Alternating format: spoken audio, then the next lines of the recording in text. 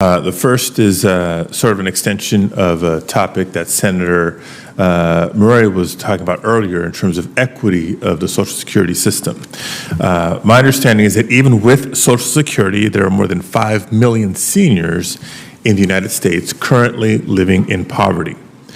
Roughly 1 in 7 seniors rely on Social Security for more than 90% of their income. And the number of Americans who are at risk of not being able to maintain their standard of living in old age or retirement age has increased over the past 30 years.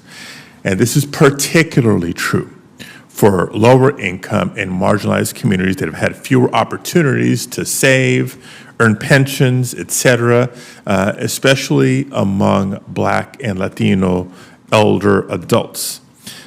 Question is for Ms. Frommig. How does rising income and wealth inequality affect Social Security financing and benefits, and what recommendations would you have to make the system more equitable?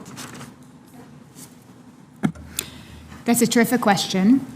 Certainly on the financing side, as we've been talking about, this rising inequality of the last 40 years, since the last time Congress addressed Social Security, was not anticipated. And so we are getting fewer payroll taxes from high-income earners than we would have if the payroll tax cap was set at the same level that it had been 40 years ago. And so we've lost a lot of revenue for the system during that period of the last 40 years. And that's certainly not equitable. And as Amy discussed, also this rise of people getting income from other sources that are not taxed by Social Security, investment income and pass-through income and things like that, the highest income people are contributing a much smaller share of their total incomes to Social Security than regular folks who get their income from paychecks. And so those are really important factors that we need to think about now that we are aware of these trends to make sure that Social Security is equitably financed. And the same is true on the benefit side.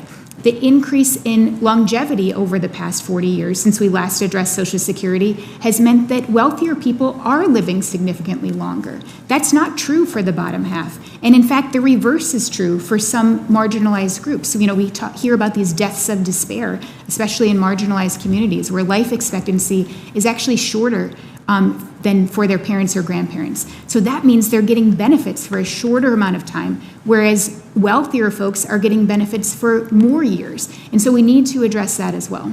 Checks are in the mail. Residents in select states are finally receiving their inflation relief payments this summer. Lawmakers have announced that all batches of checks should be sent out before the end of the summer. The Biden administration is also now moving forward with their new relief plan. My dearest friends, please make sure that you watch until the end of this video. Also, to say thank you for being part of this community. This coming Friday, I will be announcing more winners for the $75 Walmart gift card giveaway.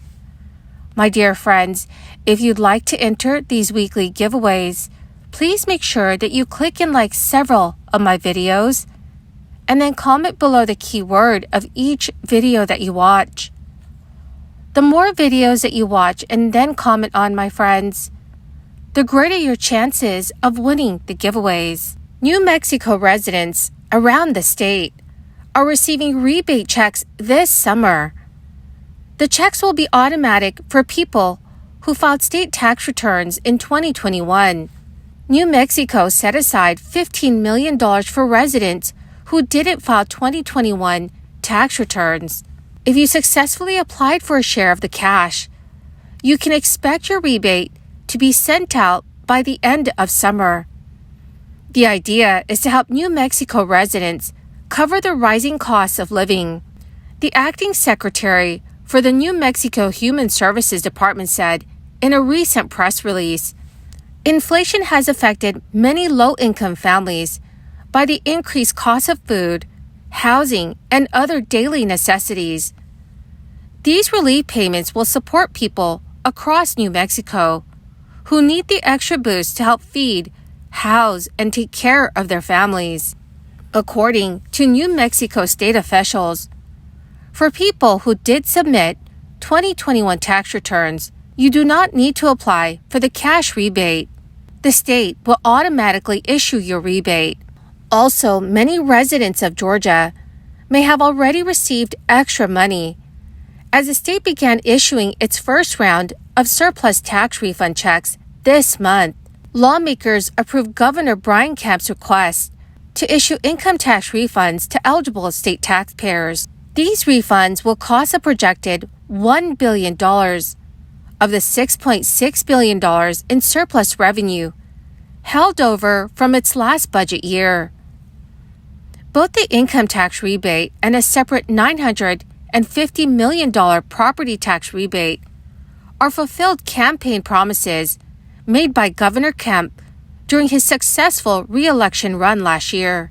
Those eligible should receive rebate checks of $250 for single filers or married taxpayers who filed separately, and then $500 for married joint filers.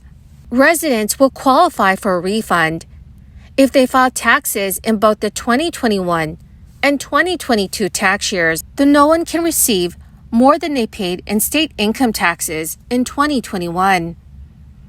Eligible recipients will be sent a check or have funds directly deposited into their bank accounts. Now, friends, the White House has announced a new income-driven repayment plan. It is called the SAVE Plan.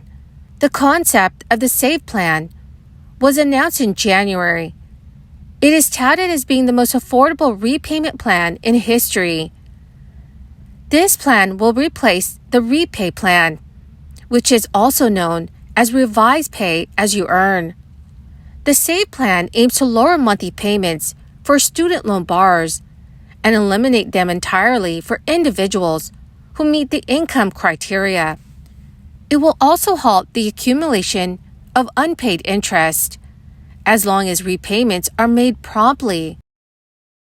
The plan will reduce the duration of monthly payments, potentially allowing 85% of community college borrowers to have their outstanding debt canceled within as little as 10 years.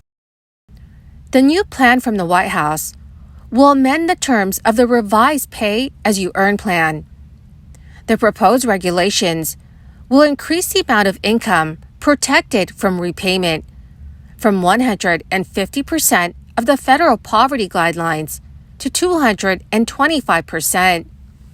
That level is roughly the equivalent of a $15 hourly wage based upon the 2022 guidelines for a single borrower who is working full-time. So a single borrower earning less than $32,800 a year will have their monthly payments reduced to $0. Under the most generous current income-driven repayment plans, the amounts are around $20,400 and just above $41,600.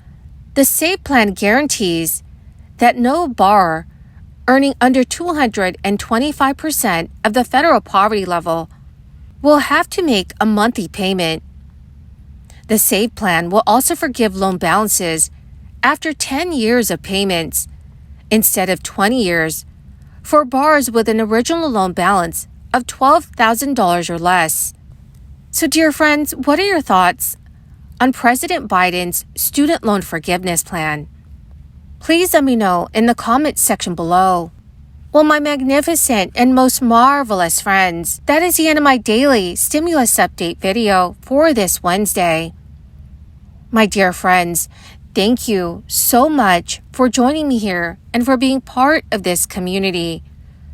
To say thank you, I will be announcing several winners this coming Friday for the Walmart gift card giveaway. My dearest friends, please make sure you enter these weekly giveaways. All you have to do is click and like several of my videos, and then comment below the keyword of each video that you watch.